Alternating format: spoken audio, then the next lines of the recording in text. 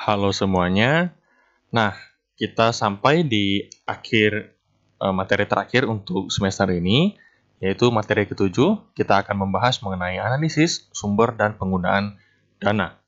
Jadi sebenarnya cukup simpel. Kita hanya menganalisa pada suatu perusahaan sumber dananya itu berasal dari mana dan dana tersebut dialokasikan atau digunakan ke mana aja.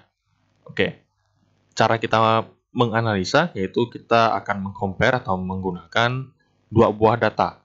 Data apa aja? Yaitu data neraca atau laporan posisi keuangan untuk dua periode yang berbeda. Jadi misalnya tahun 2019 dan tahun 2020. Nanti kita compare, kita bakal lihat ada tambahan sumber dana dari mana aja sih untuk periode tersebut dan dana tersebut digunakan ke mana aja. Oke, simpelnya seperti itu. Kita masuk ke materinya. Jadi yang pertama ingin saya sampaikan adalah untuk si sumber dan penggunaan dana itu sendiri. Jadi di sini saya bacakan yang di screen. Analisis sumber dan penggunaan dana dimaksudkan untuk mengetahui dari mana asalnya sumber dana dan bagaimana penggunaan dana tersebut. Jadi uang masuknya dari mana, uang keluarnya kemana aja. Oke. Kemudian laporan arus dana atau yang kita sebut dengan laporan sumber dan penggunaan dana.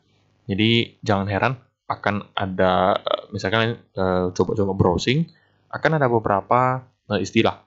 Apakah laporan arus dana, bukan arus kas ya, laporan arus dana. Oke, atau laporan sumber dan penggunaan dana. Atau ada yang singkat juga laporan S dan P dana. Kayak gitu.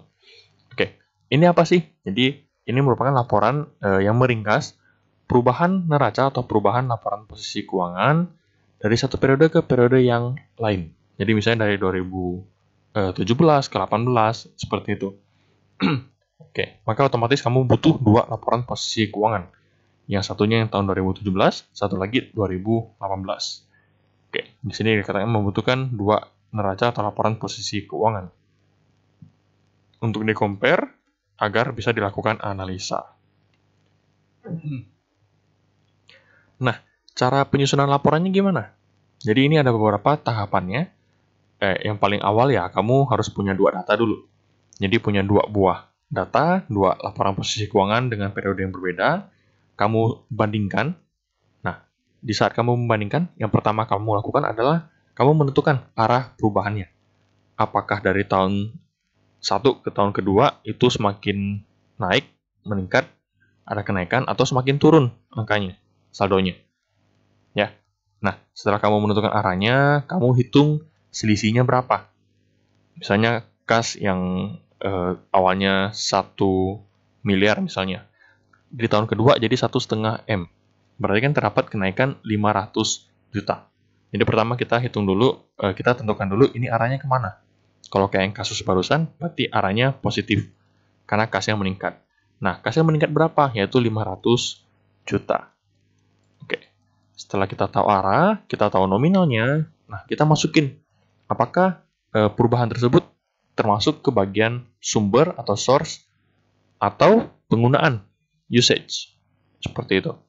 Nah, setelah kita kelompokkan apakah perubahan ini masuk ke sumber atau masuk ke penggunaan, setelah itu baru kita susun laporan sumber dan penggunaan dananya. Baru kita bikin laporannya. Oke, itu tahapannya. Nanti tenang aja akan saya sajikan di contoh soal untuk step by step-nya. Nah, di sini kita akan membahas pengelompokan komponennya. Jadi masing-masing komponen atau masing-masing akun. Nah, kalau dia naik ataupun turun, jadi terjadi kenaikan ataupun penurunan, dia ini termasuk kategori sumber dana atau kategori penggunaan dana ya. Oke, jadi di sini ada dua kelompok, yaitu sumber dana dan penggunaan dana. Nah, yang dimasukkan ke dalam bagian sumber dana adalah setiap terjadinya penurunan aktiva ataupun setiap adanya kenaikan pasifa. Simple. Misalnya, yang penurunan aktiva. Persediaan kamu menurun misalnya. Oke. Persediaan kamu menurun, dia menurun, larinya kemana sih persediaan? Oke. Larinya adalah ke penjualan. Jadi, kenapa persediaan kita bisa menurun? Yaitu jika terjadinya penjualan. Jadi kita jual barang, kemudian otomatis persediaan kita berkurang dong, menurun. Nah, karena persediaan kita menurun, berarti yang muncul penjualan. Penjualan ini nantinya akan menghasilkan aliran dana masuk kepada kita. Ya, karena kita jual, pasti kan kita dibayar. Nah, maka uang tersebut merupakan sumber dana perusahaan. Oke, itu konsep simpelnya. Salah satu contoh saya ambil persediaan. Ataupun piutang deh. Piutang, kalau misalnya semakin menurun, berarti kan ada piutang yang dilunasi. Otomatis kita menerima dana. Berarti itu adalah sumber dana kita dari pelunasan piutang. Seperti itu. Nah, untuk yang kedua, setiap kenaikan pasifa. Ini simple sih. Kalau pasifa berarti ada hutang sama modal. Liability sama equity. Nah, kalau kenaikan pasifa, kenaikan hutang deh misalnya. Kalau hutang kita meningkat, berarti kan kita menerima dana dong. Ya, contoh utang bank. Utang bank meningkat. Kenapa bisa meningkat? Karena kita ada menerima sejumlah dana dari bank.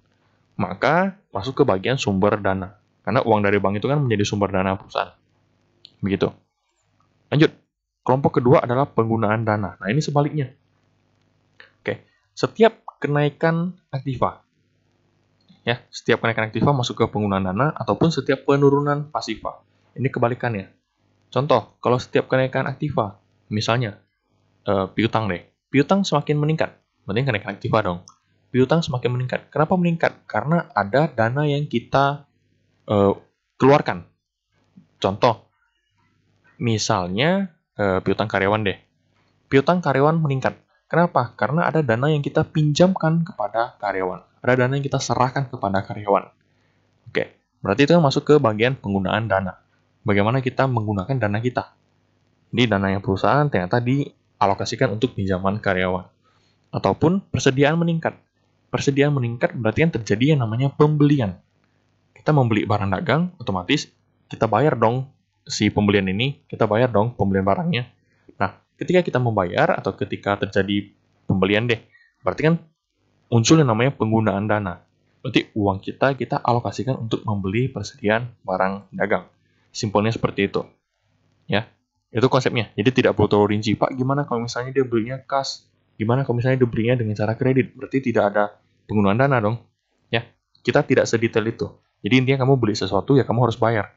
Kalau kamu bayar berarti kan kamu menggunakan dana perusahaan. Kayak gitu. Lanjut, setiap penurunan pasifa. Nah, simpelnya gini deh. Utang kita menurun, berarti kita terdapat pembayaran utang. Kalau pembayaran utang berarti uang kita pakai uang apa? Yaitu uangnya perusahaan. Terjadi penggunaan dana. Oke? Jadi kita bayar uang, kita melunasi utang, berarti terjadi penggunaan dana di sana. Oke. Jadi kesimpulannya adalah untuk kelompok sumber dana yang masuk ke kelompok ini adalah setiap terjadinya penurunan aktiva. Jadi kalau ada aktiva yang menurun, dia masuk ke sumber dana. Ataupun ada kenaikan pasifa, dia masuk ke sumber dana. Oke. Ataupun sebaliknya, jika terjadi kenaikan aktiva, berarti itu merupakan penggunaan dana. Dan juga setiap penurunan pasifa, berarti itu masuk ke penggunaan dana. Seperti itu. Jadi saling terbalik. Kalau yang sumber, dia penurunan aktiva. Kalau penggunaan dana, dia kenaikan aktiva. Kalau sumber dana itu kenaikan pasifa, kalau penggunaan dana itu penurunan pasifa. Jangan sampai terbalik. Oke, kalau misalnya bingung, kalian bisa lihat matriks ini. Oke. Jadi di sini ada matriksnya, udah saya sediakan. Jadi di sini ada A, assets, L dan E itu liability and equity. Kemudian vertikalnya ada source atau sumber dana, dan usage atau penggunaan dana. Oke. Misalnya nanti kalian dalam pengerjaan kalian lihat, oh di sisi aktiva, kasnya dari tahun 1 ke tahun kedua itu menurun atau meningkat. Kalau menurun, maka dia masuk ke bagian sumber. Kalau meningkat, maka masuk ke bagian usage, penggunaan. Kayak gitu. Atau misalnya, dari tahun pertama ke tahun kedua terjadi kenaikan utang bank misalnya. Berarti utangan ini liability and equity. Terjadi kenaikan. Oke, terjadi kenaikan. Berarti terjadi kenaikan masuk ke bagian source, sumber. Kayak gitu. Nanti kita praktekkan agar lebih mudah untuk dipahami. Nah, di laporan sumber dan penggunaan dana, ada dua ada dua cara pengerjaan yang berbeda, tergantung dari definisi dana itu sendiri apa sih definisinya. Oke. Jadi, laporan sumber dan penggunaan dana ini bisa dua arti. Bisa berarti kas, bisa berarti modal kerja. Nah, jadi di sini dibagi dua, dalam arti sempit yaitu dinyatakan sebagai kas, dalam arti luas dinyatakan sebagai modal kerja. Oke. Nanti dalam pengerjaannya ada perbedaan sedikit ya. Kalau yang dalam arti sebagai kas, maka pengerjaannya mengacu kepada seluruh komponen yang terdapat dalam laporan posisi keuangan. Jadi semua komponen kita ambil dalam laporan posisi keuangan. Semua akun kita pakai. Lanjut.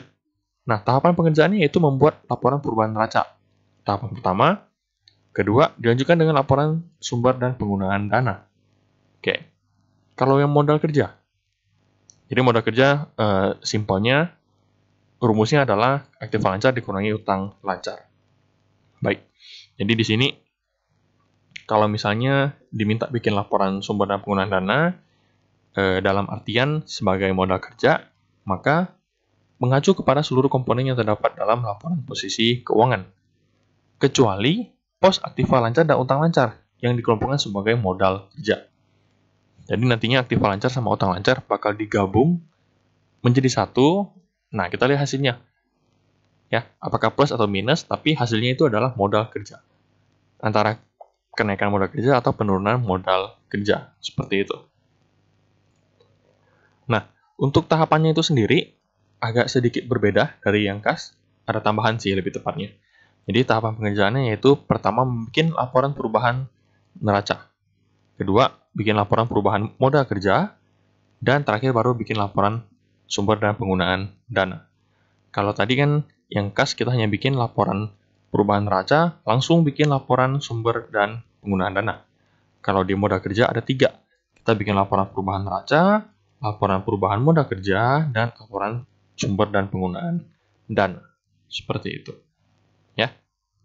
Tapi overall gini, intinya kita ingin melihat sumber dana perusahaan itu asalnya dari mana aja. Dan penggunaannya itu ke mana aja. Ya, intinya itu aja. Oke, kita lihat di contoh soal. Nah, di sini sudah ada contoh soal. Kita akan coba mengerjakan. Saya akan pakai Excel. Jadi, di modul kalian hanya ada contoh soalnya aja.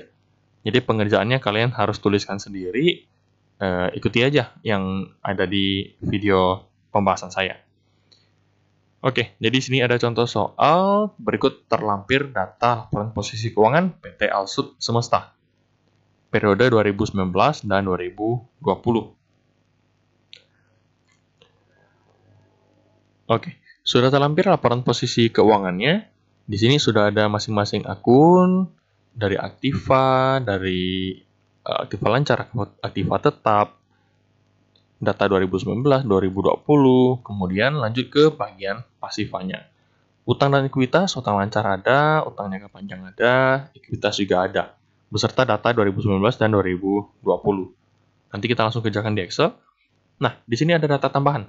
Jadi pada tahun 2020, perusahaan memperoleh laba bersih 5.172,244 juta, berarti ini kurang lebih 5 M-an, dan terdapat pembagian dividen sebesar 3 M lebih, 3.721,94 juta. Nah, ini data tambahan berfungsi untuk yang bagian mana? Yaitu berfungsi untuk bagian yang ini. Oke, jadi kenaikan laba ditahan di sini berasal dari laba bersih dikurangi dengan dividen. Itu rinciannya. Nanti akan kita bahas juga. Nah, kalian diminta hitung 2.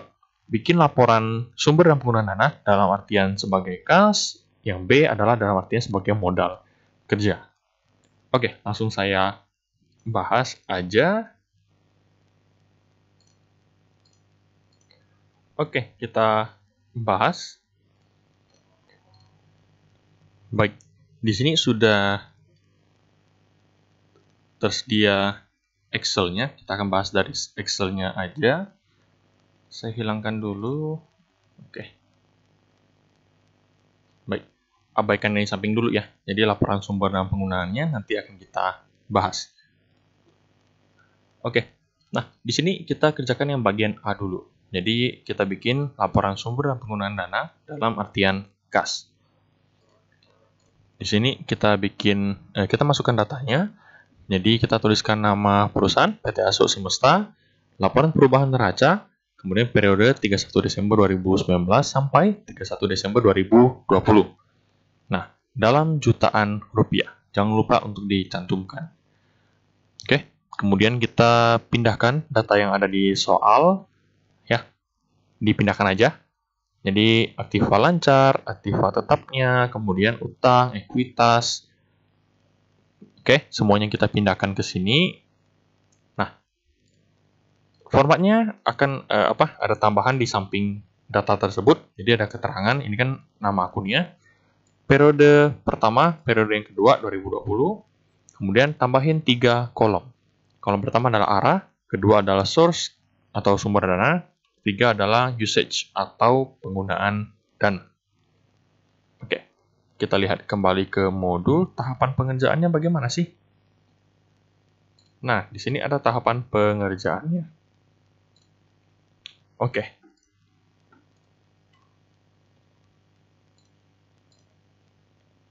Nah, tahapan yang pertama kita menentukan arah perubahan plus atau minus. Oke. Jadi kita compare kedua data ini, kita bandingkan. Nah, kita kasih arah. Ini semakin bertambah atau semakin berkurang. Contoh, kas 2019 senilai 304,5. Tahun 2020 menjadi 750,2. Berarti yang terjadi penambahan. Berarti di sini kita kasih plus. Kemudian surat berharga dari 0 jadi 102, berarti juga bertambah. Piutang dagang 1247 menjadi 1116, semakin berkurang. Oke, piutang lain juga semakin bertambah ya.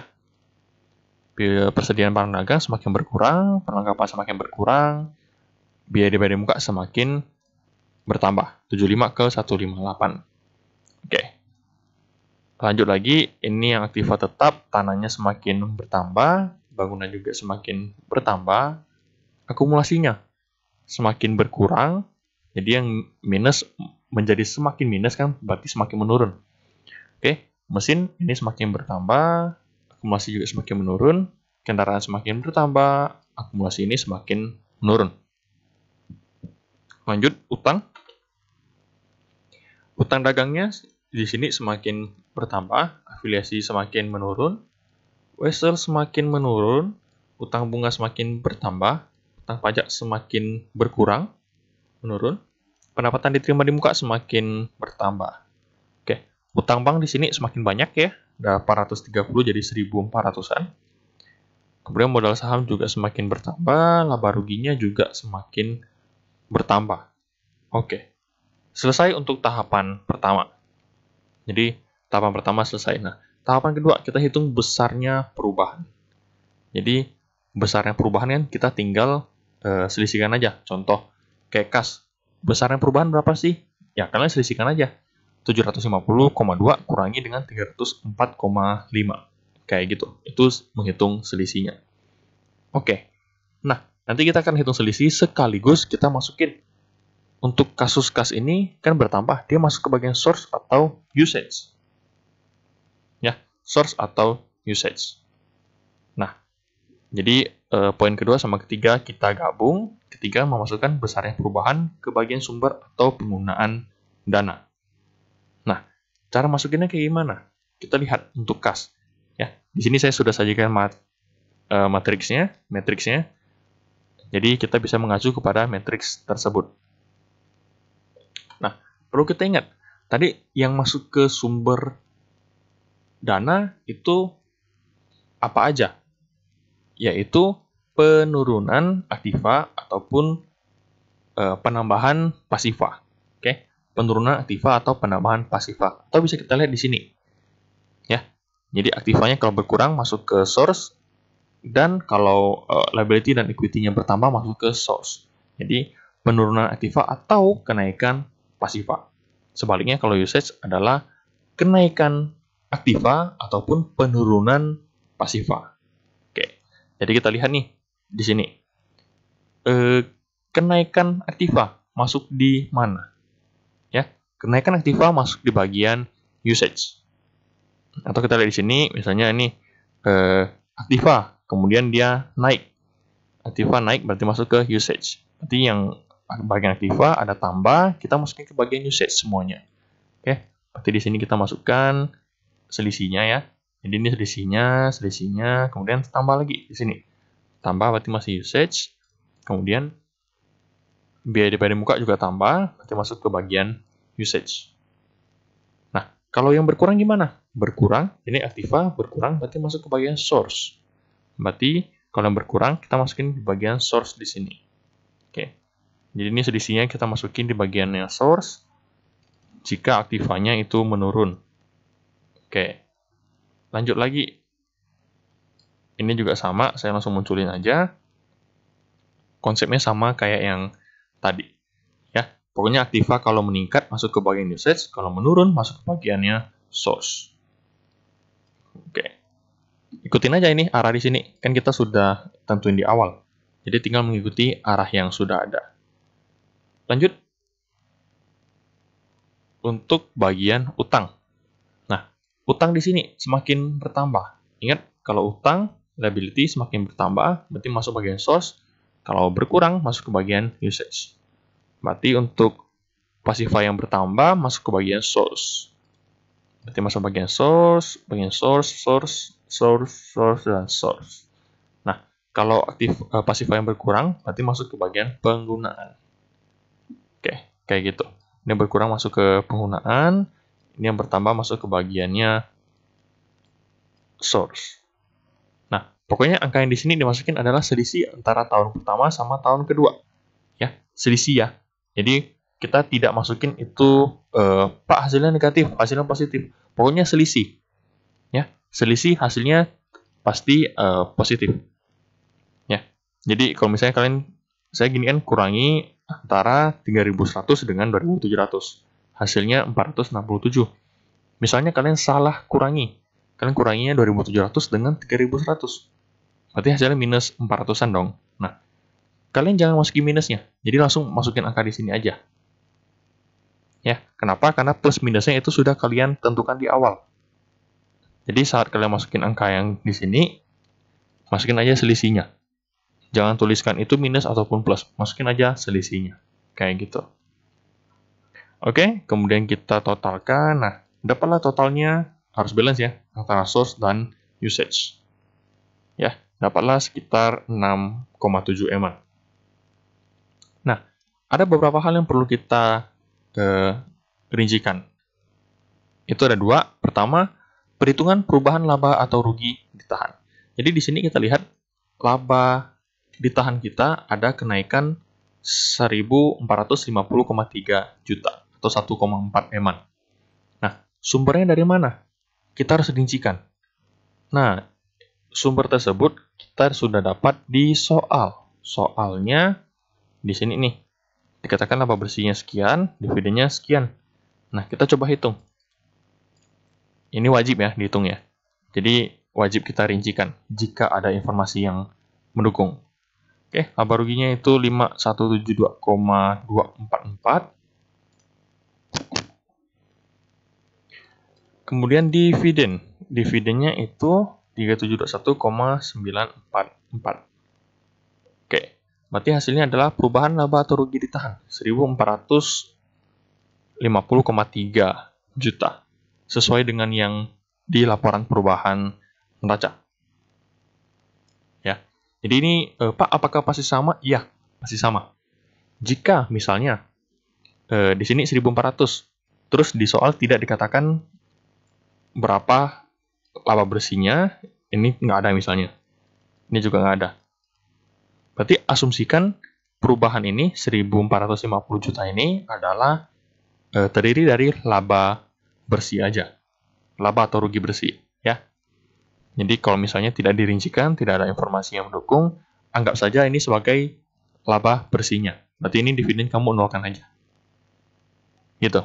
Kalau misalnya ada dividen, ya berarti kamu harus kalkulasikan seperti ini. Oke, lanjut. Perhitungan perubahan aktiva tetap bersih. Jadi, aktiva tetap perubahannya berapa? Nah, kita lihat. Aktiva tetap. Ada kenaikan aktiva tetap yaitu tanah, bangunan, mesin, dan kendaraan. Total 5.570. Nanti kita masukkan 5.570. Oke, kemudian akumulasi penyusutan. Berapa? Yaitu kita total yang ketiga ini 1.610. Kita masukkan. Nah, kita kurangi. Berapalah perubahan aktiva tetap besi? Oke, jadi perubahan aktiva tetap bersihnya 3.960 juta. Oke, setelah kita menghitung laporan perubahan neraca ini, beserta informasi tambahannya, yaitu 2 item ini, laba ditahan dengan aktiva tetap bersih. Oke, kita susun ke dalam laporan sumber dan penggunaan dana.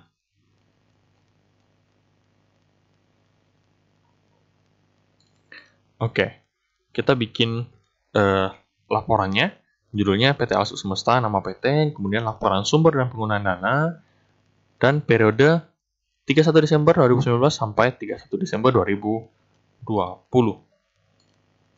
Dalam jutaan rupiah. Oke, item apa aja yang kita masukkan? Jadi saya semua item di sini kita masukin ya. Semua item kita masukin, cuman ada tata cara pengelompokannya. Oke. Yang kita masukin di kelompok 1 adalah bagian ekuitas dan aktiva tetap bersih. Oke. Kita masukin dulu. Yang pertama, bagian ekuitas. Itu ada laba atau rugi ditahan. 1.450,3. Nah, jika kita masukin ke laporan sumber dan penggunaan dana, kita tidak boleh langsung ambil angka di sini. Yang kita ambil adalah angka yang di bawah ini. Ya, kita ambil yang rincinya. Jadi laba bersihnya berapa, dividennya berapa. Nah, laba bersihnya 5.172 jutaan atau sekitar 5M. Berarti kita masukin ke bagian di sini sumber dana atau source, yaitu laba bersihnya 5.172,24 juta.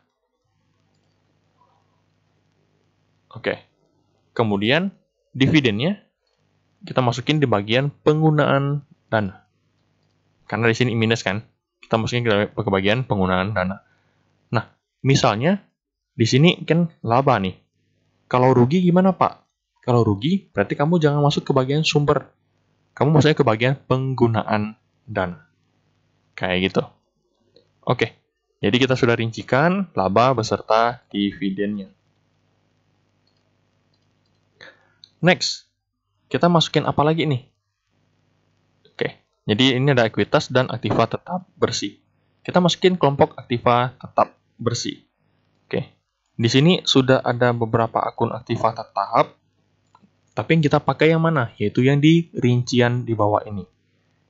Ya, yaitu aktiva tetap bertambah 5.570 dan akumulasinya 1.610. Oke, untuk si aktiva tetap, jadi kalau bertambah kan kita masukin ke bagian usage. Kenaikan aktiva tetap, sekian, kemudian penyusutannya 1.610. Kayak gitu. Ya, Pak, saya agak bingung. Cara masukinnya gimana? Ya udah, kamu lihatnya gini deh. Aktiva tetap di sini kan ada banyak nih. Nah, yang bagian tanah, bangunan, mesin, dan kendaraan, dia masuk ke kolomnya usage. Berarti ini ditotalkan, kamu masuk ke bagian yang usage. Kenaikan aktiva tetap di sini.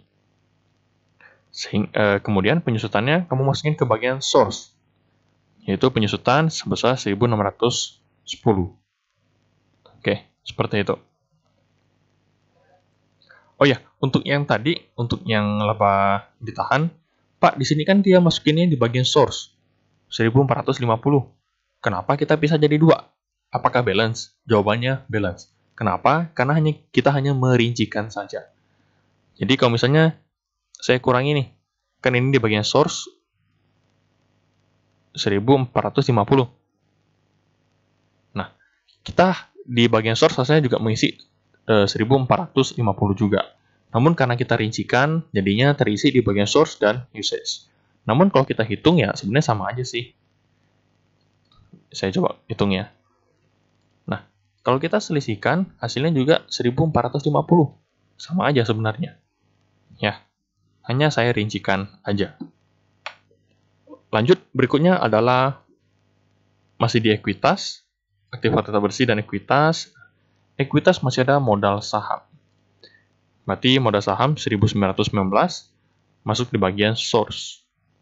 Ya, masuk di bagian source. Berarti di sini kenaikan modal saham 1919,7 juta. Oke, aktiva tetap bersih dan ekuitas sudah kita masukkan. Lanjut, saya langsung loncat ke kelompok ketiga ya. Kelompok ketiga itu kas. Jadi kas kita lihat. Nah, kas di sini sifatnya bertambah, masuk ke bagian usage. Berarti kita isi di bagiannya usage. Oke, di kelompok ketiga, itu kita isinya adalah kenaikan kas. Dengan plus, berarti ada kenaikan kas. Sebesar 445,7. Oke, itu kelompok pertamanya ekuitas sama aktiva tetap. Kelompok ketiga adalah kas. Dan sisanya itu masuk ke bagian kelompok yang kedua. Pak, kenapa dipisahkan seperti itu? Karena kita ingin melihat untuk yang kelompok pertama adalah kelompok yang modal dan aktiva tetap bersih. Itu lebih ke arah apa ya? Penunjang kegiatan operasionalnya. Oke, ini ke bagian penunjangnya. Kalau yang ketiga itu hanya murni kas. Jadi ini sisanya yang operasional. Kayak piutang dagang, persediaan, dan teman-temannya. Kayak gitu. Oke, kita masukin kelompok yang kedua. Yang masuk kelompok source apa aja sih? Pertama, yaitu yang piutang dagang, persediaan barang dagang, dan perlengkapan. Ketiganya terjadi penurunan, minus.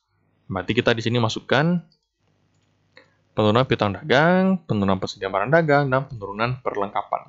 Senilai yang di sini. Kayak gitu. Lanjut lagi. Masih ada source lagi nggak? Oh, ada nih. Utang dagang, utang bunga, pendapatan diterima di muka, dan utang bank. Oke. Kita masukin. Berarti ini kan kenaikan nih. Plus, plus, plus, dan plus. Berarti kenaikan utang dagang, kenaikan utang bunga, kenaikan pendapatan diterima di muka, dan kenaikan utang bank. Berarti kita masukin di sini beserta angkanya. Oke. Lanjut bagian usage. Usage itu ada, ini saya kasih tanda dulu bahwa sudah selesai. Usage di sini ada surat berharga, piutang lain-lain, dan biaya dibayar di muka. Sifatnya semuanya kenaikan. Berarti kenaikan surat berharga, kenaikan piutang lain-lain, kenaikan biaya dibayar di muka, beserta masing-masing nominalnya. Lanjut lagi, ada, nah ini utang afiliasi, utang wesel, dan utang pajak. Semuanya penurunan, karena di sini minus. Berarti penurunan utang afiliasi, wesel, dan pajak. Oke, seperti itu. Jadi intinya ini hanya mengikuti aja data yang ada di laporan perubahan neraca. Nah, setelah itu berarti semua komponen telah kita masukkan. Oke, semua komponen sudah kita masukkan, kita totalin. Nah, totalnya sama, debit kredit harus sama. Oke. Jadi, kalau debit kredit sama, ya harusnya sudah benar. Nah, beginilah laporan sumber dan penggunaan dana. Dengan dana dalam artian sebagai kas. Oke. Poin yang paling saya tekankan adalah kalian jangan lupa untuk di bagian yang kenaikan atau penurunan laba ditahan dan kenaikan atau penurunan aktiva tetap bersih. Jadi, kalian harusnya mengambil dari data yang di sini ya. Oke, data yang di sini. Bukan yang dari dalam laporan perubahan neraca. Pak, apakah salah? Secara total akhir sih sama aja. Cuman, kalian tidak bisa mensajikan data yang detail, data yang ringkas tapi jelas, kayak gitu. Oke, jadi untuk ingat ya, laba bersih sama dividen ambil dari yang poin di sini, di bawah. Kemudian aktiva tetap bersih juga ambil yang poin di bawah sini. Jadi jangan langsung caplok dari laporan perubahan neraca. Yang ini sama yang ini. Jangan langsung dicaplok. Ya, sekali lagi pakai data yang di rincian di bawah ini. Oke. Nah, saya di contoh soal tidak ada meminta untuk penilaiannya. atau apa ya, seperti analisa dari kalian. Hanya kita menghitung angka. Oke. Namun kalau kita mau analisa, nah, kita bisa lihat di sini. Oke. Untuk sumber dana perusahaan. Ya, sumber dana perusahaan. Jadi di tahun 2020 sumber dananya berasal dari mana aja? Nah, sumbernya yang paling besar adalah dari laba bersih. Oke, laba bersihnya 5,1 miliar. Kurang lebih 5,1 miliar. Nah, artinya baik atau enggak? Oke, selama dia masih laba, berarti ya posisinya perusahaan ini oke. Nah, dari laba ini dia membagi dividen 3,7 eman. Berarti oke, dividennya gede, berarti ya perusahaan ini mampu untuk mampu mengelola perusahaannya, mampu mutar modal, mampu menghasilkan laba yang besar. Nah, kemudian ada kenaikan aktiva tetap 5,57 miliar. Cukup gede. Nah, kita bisa menganalisa bahwa perusahaan dengan kenaikan aktiva tetap sebesar ini, berarti perusahaan sedang melakukan peningkatan kapasitas untuk produksi ataupun untuk penjualannya, ataupun perusahaan sedang melakukan ekspansi. Kayak gitu. Jadi untuk memperbesar kapasitas atau kemampuan operasinya perusahaan, maka perusahaan butuh untuk melakukan pembelian aktiva tetap. Jadi konsep aktiva tetap kan adalah untuk menunjang kegiatan operasional. Semakin gede kita membeli aktiva tetap, berarti kita mengeluarkan effort yang semakin tinggi untuk menunjang kegiatannya perusahaan. Nah, dalam rangka apa? Biasanya apakah itu ekspansi, peningkatan kapasitas produksi, peningkatan kapasitas operasi, seperti itu. Jadi ada indikasi bahwa perusahaan sedang mau mengembangkan dirinya lah, simpelnya kayak gitu. Dan juga sumber lainnya adalah perusahaan menerbitkan saham dan juga perusahaan menerima utang dari bank. Ya, kalau kita lihat sih ketiga sumber ini itu sumber utama untuk perusahaan pertama melakukan atau membagikan dividen, kemudian melakukan peningkatan kapasitas. Kayak gitu. Oke, untuk yang lainnya sih tidak terlalu signifikan, tapi kalau mau dianalisa bisa. Jadi perusahaan melalui sumber dana ini, perusahaan melakukan pembayaran untuk beberapa hutang, seperti utang afiliasi, utang wesel, dan utang pajak. Kayak gitu. Ya, itu analisa singkatnya. Jika diminta, boleh kalian tuangkan. Jadi analisanya itu tidak mengikat, tidak harus terpatok seperti ini. Enggak. Yang namanya analisa itu luas. Tergantung aspek atau komponen apa yang mau kamu analisa. Ya. Jadi suatu saat kalian diminta untuk memasukkan analisa kalian, evaluasi kalian, jangan bingung ya. Jadi masukin aja, kira-kira ini uangnya sumbernya dari mana aja, dan dibayarkan kemana aja. Terutama untuk yang angkanya paling dominan atau paling signifikan. Kayak gitu. Oke, lanjut. Itu poin A-nya sudah selesai. Nah, kita lanjut ke poin B. Yaitu laporan sumber dan penggunaan dana dalam artian modal kerja. Nah, bedanya di mana? Bedanya adalah di bagian aktiva lancar dan utang lancar yang digabung menjadi satu. Dinamakan modal kerja. Nah, tahapan pertama kita harus tetap bikin laporan perubahan neraca. Oke, tapi karena sudah dikerjakan di poin A, ini kan sudah kita bikin nih di poin A nih, laporan perubahan neraca. Ya, untuk poin B tidak perlu dituliskan kembali. Kecuali kalian poin A-nya nggak ada, tiba-tiba bikin laporan S dan P, dana, dalam artian modal kerja. Berarti mau nggak mau kalian bikin dulu laporan perubahan neracanya. Oke, sekali lagi karena poin A sudah kita bikin laporan perubahan neraca, untuk poin B kita tidak perlu tuliskan kembali, tinggal pakai aja. Nah, tahapan pertama kita bikin laporan perubahan neraca. Karena sudah ada, tidak dituliskan kembali. Langkah kedua, kita bikin laporan perubahan modal kerja. Oke, formatnya sama seperti laporan perubahan neraca, hanya saja yang dimasukkan adalah komponen aktiva lancar dan utang lancar doang. Nah, di sini saya hanya copy paste data dari atas, dari ini, laporan perubahan neraca, dan saya hanya ambil untuk komponen aktiva lancar dan utang lancarnya saja. Oke. Jadilah seperti ini. Ya, ini saya hanya tuliskan kembali, jadi tidak ada perhitungan yang beda. Nah, kita di bawahnya kita masukin total. Jadi total perubahan modal kerja, bagian source dan bagian usage. Ternyata lebih besar yang bagian usage, ya. Lebih besar yang bagiannya usage. Selisihnya berapa? Yaitu selisihnya 60,3. Oke, di sini saya totalkan untuk totalin aja sih biar balance. Nah, berarti di sini lebih gede mana? Lebih gede usage atau source? Kalau lebih gede usage, berarti terdapat kenaikan modal kerja. Ya, terdapat kenaikan modal kerja. Kalau lebih gede source, berarti terdapat penurunan modal kerja. Oke, biar lebih simpelnya gini deh. Selisihnya kan nanti kamu masukin di bagian yang lebih kecil. Contoh, ini selisihnya 60,3. Kita masukin di bagian yang lebih kecil, yaitu source. Jadi di baris ini kita masukin di bagian source. Nah, saya kasih nama kenaikan atau penurunan modal kerja. Jadi kalau di bagian source itu namanya kenaikan, kalau di bagian usage itu namanya penurunan. Oke, kalau kalian mulai dari sini boleh. Ataupun kalian mau mematok dari sini. Kalau usage-nya lebih besar, berarti itu adalah kenaikan modal kerja. Kalau usage-nya lebih kecil, berarti itu adalah penurunan modal kerja. Kayak gitu aja. Oke, jadi data di sini kita masukkan ke dalam laporan sumber dan penggunaan dana. Ini yang versi modal kerja ya. Jadi untuk bagian yang pertama itu sama kayak yang di atas, tidak ada perubahan. Ya.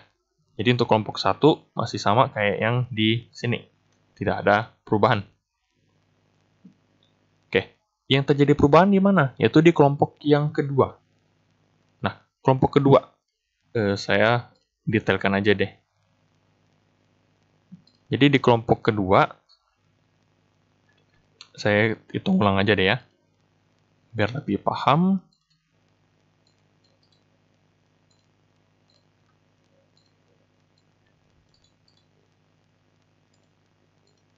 Oke.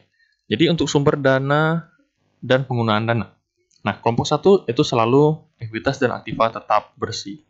Untuk yang paling pertama kita masukkan adalah si laba ditahan. Oke. Terdiri dari apa? Yaitu dari laba bersih dikurangi dengan dividen. Nah, kita masukkan di sini laba bersihnya 5 ribuan dan dividennya 3 ribuan. Lanjut, ada aktiva tetap bersih. Aktiva tetap bersih, berarti ini komponennya. Oke, namun yang diambil adalah angka yang di bawah sini. Oke, berarti kenaikan aktiva tetap itu 5 ribuan, kemudian penyusutannya 1.600-an. Nah, lanjut di bagian ekuitas ada apa lagi? Yaitu kenaikan modal saham. Jadi sekali lagi, kalau ada yang nanya, Pak, kenapa ini poin B tapi masih pakai data poin A? Karena poin B juga membutuhkan data laporan perubahan neraca. Kebetulan, karena di poin A kamu sudah kerjain, jadi tidak perlu diulangi lagi di poin B untuk si laporan perubahan neraca. Takutnya masih ada yang bingung. Lanjut, nah bagian yang kedua. Tadi kan kita ketiga ada nih, kas. Nah, untuk di poin B, kas itu sudah masuk ke bagian aktiva lancar. Aktiva lancar, utang lancar, dapatlah selisihnya adalah modal kerja. Jadi untuk kas itu tidak berdiri sendiri, melainkan bergabung ke modal kerja. Oke, berarti poin yang kedua. Kita masukkan untuk si utang bank dulu. Utang bank, kita masukkan, berarti ada kenaikan utang bank. Oke, kemudian sisanya apa aja nih? Nah, yang tersisa yaitu aktiva lancar beserta utang lancar. Nah, untuk sisa ini, kita ambil data dari tabel perubahan modal kerja. Karena aktiva lancar dan utang lancar itu sudah kita gabung jadi satu. Oke, dapatlah kenaikan modal kerja 60,3 juta. Kita totalkan, nah dapatlah hasilnya sekian dan balance. Harusnya benar. Ya, Jadi balance belum berarti benar, takutnya ada salah komponen di dalamnya dalam pengerjaan kalian. Tapi kalau udah tidak balance, berarti ada angka yang salah. Kayak gitu. Oke, jadi untuk poin B, bedanya di mana? Bedanya adalah komponen yang kita ambil itu hanya... Oke, saya hilangkan dulu. Komponen yang kalian ambil untuk laporan dan sumber penggunaan dana itu hanya pertama, aktiva tetap yang diwakili dengan hitungan di bawah ini. Kemudian equity atau ekuitas yang diwakili dengan angka di bawah ini plus yang modal saham, dan utang jangka panjang. Oke, sisanya untuk utang lancar, aktiva lancar dan utang lancar, itu ambil data yang di mana? Yaitu ambil data yang di laporan perubahan modal kerja. Ambil angka akhirnya aja, yaitu kenaikan atau penurunan modal kerja, seperti itu. Ya. Nah, dari angka ini bisa kita analisa bahwa untuk si modal kerja itu sendiri tidak terlalu signifikan. Jadi, lebih besar sumber dana yang berasal dari laba perusahaan, kenaikan modal, dan kenaikan utang bank. Jadi, dari laba, penerbitan saham, dan penerimaan utang dari bank. Yang digunakan untuk apa? Yaitu untuk pembayaran dividen dan aktiva atau pembelian aktiva tetap, peningkatan aktiva tetap, seperti itu. Oke, jadi demikian untuk cara pengerjaannya. Ya, jadi simpelnya kalian bikin dulu laporan perubahan neraca untuk yang kas ya, dalam artian kas. Bikin laporan perubahan neraca, baru susun ke laporan S dan P. Kalau untuk yang B, bikin laporan neraca juga, tapi karena sudah ada tidak perlu dikerjakan lagi. Lanjut, tahapan kedua bikin laporan perubahan modal kerja, baru bikin laporan S dan P-nya. Oke, jadi silakan dipahami untuk cara pengerjaannya. Intinya kalian harus bisa memahami ini arahnya plus atau minus. Ya simpel sih itu sih. Jadi tahun pertama ke tahun kedua itu semakin bertambah atau berkurang. Kalau bertambah ya plus, kalau berkurang ya minus. Contoh piutang dagang 1.200 menjadi 1.100-an, berarti minus. Nah, plus minus seperti ini itu cukup simpel. Namun hati-hati pada saat pemindahannya ke bagian usage ataupun bagian source. Pemindahannya itu bisa kalian mengacu kepada tabel matrix yang ada di modul kalian. Ya, jadi kayak gitu aja. Silakan dipahami, silakan dicerna dulu. Seperti biasa, jika ada yang kurang dipahami, silakan kalian tanyakan. Ya, di pertemuan berikutnya, saya akan memberikan kalian waktu untuk mengerjakan exercise kalian yang akan dikumpul pertemuan berikutnya lagi. Oke, jadi sekian untuk materi kita yang kali ini. Jika ada yang kurang jelas, ada yang kurang dipahami, silakan ditanyakan. Oke, saya akhiri videonya. Terima kasih.